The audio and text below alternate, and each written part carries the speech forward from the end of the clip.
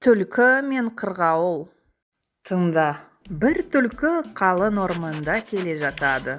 Бір кезде ағаштың басында отырған қырғауылды көрді. Жақын келіп, сәлеметсіз бе, қырғауылым? Қалыңыз қалай? дейді. Қырғауыл Жақсы, өз халыңыз қалай? деп сұрайды. Жерге түсіп сөйлесіңіз, бір құлағым естімейді. Деді түлкі қулана. Жерге түсуге қорқамын. Жерде әртүрлі аңдар бар. Мені жеп қояды. Деп жауап береді қырғауыл. Әй достым, биылғы заман бұрынғы заман емес. Жаңа бұйрық шығыпты. Қазір біреуге біреу зорлық қылмайды.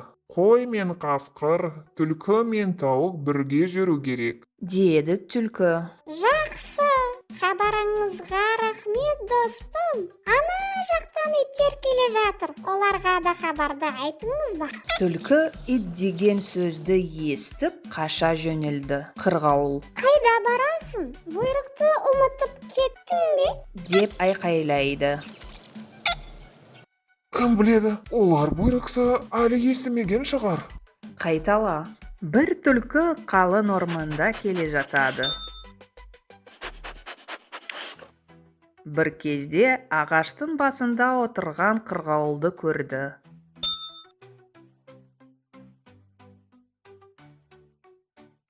Жақын келіп, Сәлеметсіз бе, қырғауылым? Қалыңыз қалай? дейді.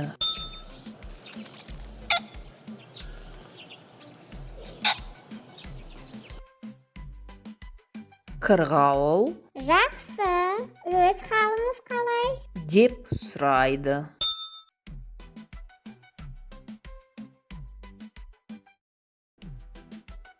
Жерге түсіп сөйлесіңіз, бір құлағым естімейді. Деді түлкі қулана.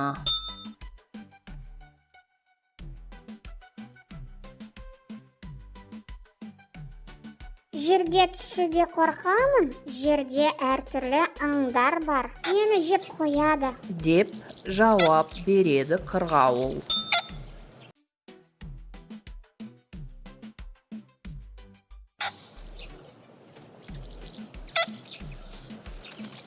Әй достым, биылғы заман бұрынғы заман емес. Жаңа бұйрық шығыпты.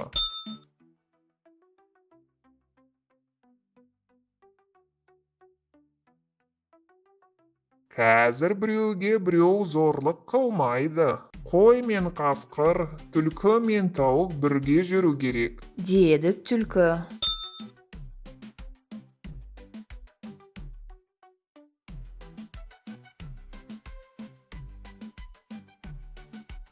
Жақсы, хабарыңызға рахмет достым.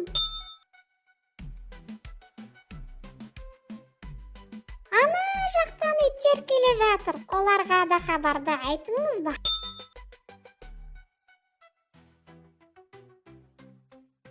Түлкі ит деген сөзді естіп қаша жөнелді.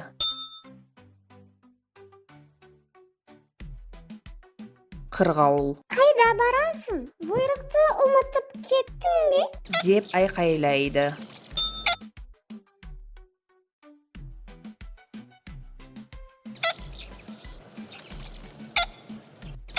Кім біледі, олар бұйрықты әлі естімеген шығар.